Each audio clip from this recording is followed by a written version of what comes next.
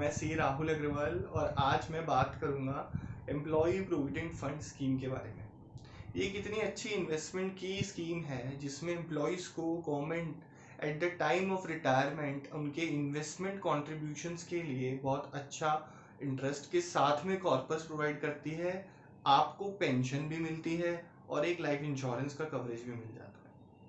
इस स्कीम में contribution employ और एम्प्लॉयर दोनों करते हैं और जो सबसे बेस्ट पार्ट है इस स्कीम का कि इसका जो कंट्रीब्यूशन का विड्रॉल है, जो आपको at the time of retirement पैसा मिलेगा वो टैक्स फ्री होगा।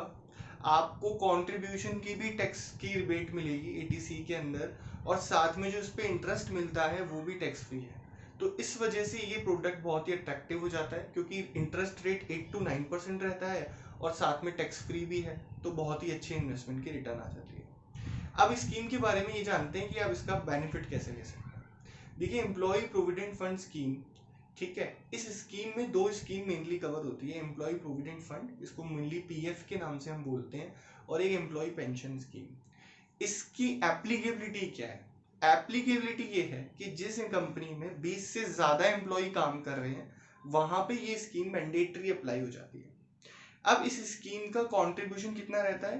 कंट्रीब्यूशन इस स्कीम में 12% रहता है। 12% of basic salary plus DA. DA private sector में नहीं होता है मेनली, तो आप बेसिक सैलरी ले लीजिए कि आपकी जो बेसिक सैलरी है उसका 12% कॉन्ट्रीब्यूट आप करेंगे और 12% कॉन्ट्रीब्यूट एम्प्लॉयर करेगा। ठीक है, तो टोटल मिला के 24% कॉन्ट्रीब्यूशन होता है इस स्कीम के अंदर। अब बात करें कि इसमें कैलकुलेशन कैसे होती है। देखिए, दो ब्रैकेट है, एक सैलरी होगी 15,000 से कम जिनकी है, एक सैलरी होगी 15,000 से ज्यादा जिनकी है। देखिए, जिनकी सैलरी 15,000 से कम है उनके लिए ये मैंडेटरी अप्लाई हो जाता है। जिस ऑर्गेनाइजेशन में पीएफ अप्लाई हो रहा है, तो जिनकी सैलरी 15,000 से कम है उनके लिए पीएफ कटवाना जरूरी है, लेकिन जिनकी सैलरी 15,000 से ज्यादा है उनके लिए ये ऑप्शनल स्कीम है। आप चाहो तो इससे ऑप्ट आउट कर सकते हो, आपको पीएफ में कोई कंट्रीब्यूशन नहीं देना। अब बात करते हैं कैलकुलेशन कैसे होगी। तो मैं एक एग्जांपल लेता हूँ। फॉर एग्जांपल, मेरी सैलरी 10,000 रुपये बेसिक सैलरी है महीने की, तो उस 10,000 पे आप सिंपली 12% कॉन्ट्रीब्यूट करेंगे, मतलब 1,200 रुपये आप अपनी सैलरी से पीएफ अकाउंट में डालेंगे। 1,200 रुपये ये आपका एम्प्लॉयर डालेगा। ठीक है, हो सकता है वो आपकी सैलरी में इंक्लूड हो, जो सीटीसी में अपन कहते हैं, लेकिन वो दूसरा पार्ट है। तो 1,200 रुपये आपने डाले, 1,200 रुपये आपके एम्प्लॉयर ने डाले, टोटल 2,400 रुपये का कॉन्ट्रीब्यूशन पीएफ के अंतर्गत हुआ।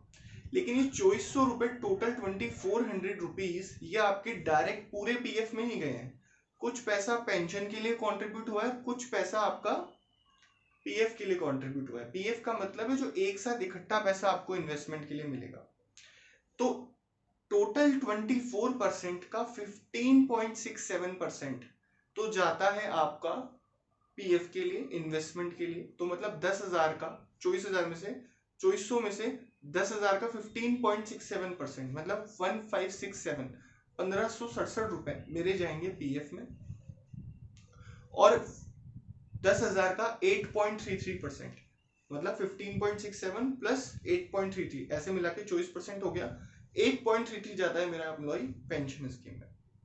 तो ये पेंशन के लिए काम आएगा और ये पैसा आपका एक्यूमुलेट होगा जिसपे आपको इंटरेस्ट मिलेगा और आपको at the time of retirement मिलेगा।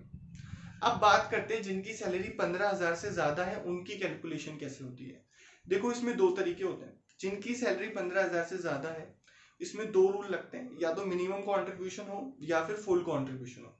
मिनिमम कॉन्ट्रीब्यूशन क्या बोलता है, जो कई ऑर्गेनाइजेशन यूज भी करती है, आपने देखा होगा आपकी सैलरी स्लिप में भी, कि आपकी सैलरी 15,000 से ज्यादा कितनी भी हो, चाहे 50,000 हो, चाहे 1,00,000 हो, चाहे 20,000 हो, 15,000 से ज्यादा है, लेकिन कंट्रीब्यूशन की जो कैलकुलेशन है ना वो सिर्फ 15,000 पे होगी। इसका मतलब 15,000 का 12% 1,800 रुपीज आप देंगे और 1,800 रुपीज आपका एम्प्लॉयर देगा, मतलब टोटल 3,600 रुपए आपके कॉन्ट्रीब्यूट होंगे पीएफ के अंदर। वही 3,600 रुपए के दो हिस्से हो जाते हैं। 2,350 रुपए जो 15.67% होता है वो तो पीएफ में चला जाता है, और बाकी का जो पैसा बचता है, जो बाकी का कंट्रीब्यूशन होता है, वो कंट्रीब्यूशन चला जाता है आपका 1250 जो बनता है वो चला जाता है आपका पेंशन के कैलकुलेशन के लिए।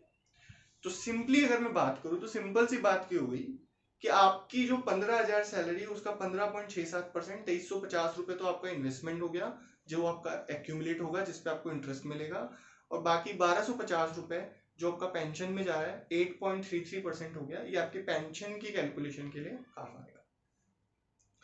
अब फुल कंट्रीब्यूशन की बात करते हैं। तो फुल कंट्रीब्यूशन का मतलब है, अब मेरी सैलरी मान लीजिए 30,000 रुपए बेसिक सैलरी है।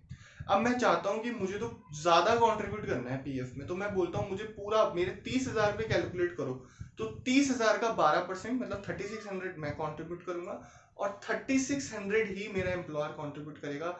इसका मतलब टोटल में 7200 रुपीज कॉन्ट्रीब्यूट कर रहा हूँ पीएफ के अंदर। अब इस 7200 का ब्रेकअप थोड़ा सा डिफरेंट है जो मिनिमम कंट्रीब्यूशन है उससे। देखिए, जो पेंशन स्कीम में कंट्रीब्यूशन है ना, वो फिक्स कर दिया 1250, जिनकी सैलरी 15,000 से ज्यादा है।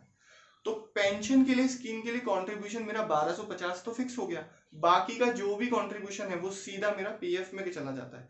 इसका मतलब 24% जो मैं कैलकुलेट कर रहा हूँ मेरे 30,000 की सैलरी का 7200, उसमें से माइनस कर दो 1250, क्योंकि 1250 मेरा कहाँ चला गया, मेरा चला गया उसमें पेंशन स्कीम में। तो 5950 मंथली मेरा कंट्रीब्यूट हो रहा है पीएफ में, जो मेरा एक्यूमुलेट हो गया at the time of retirement मुझे एक साथ पैसा मिलेगा।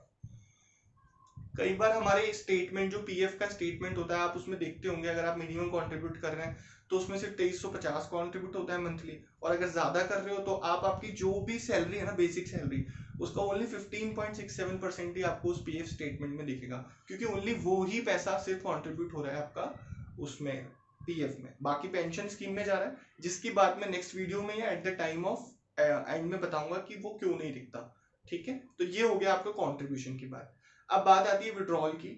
विड्रॉल, इसमें दो केसेस होते हैं, पार्शियल विड्रॉल और फुल विड्रॉल। फुल विड्रॉल तो आप at the time of death कर सकते हैं, मतलब आपके नॉमिनीज को पैसा मिल जाएगा, ठीक है, या फिर 58 की एज में आप को विड्रॉल का फुल 100% अलाउड होता है। पार्शियल विड्रॉल कुछ इमरजेंसी केसेस, जैसे मेडिकल इमरजेंसी हो गई, कुछ एजुकेशन हो गया, मैरिज हो गया, या घर के लिए आपको लोन वगैरह लेना है, तो उसके लिए आप पार्शियल विड्रॉल कर सकते हैं।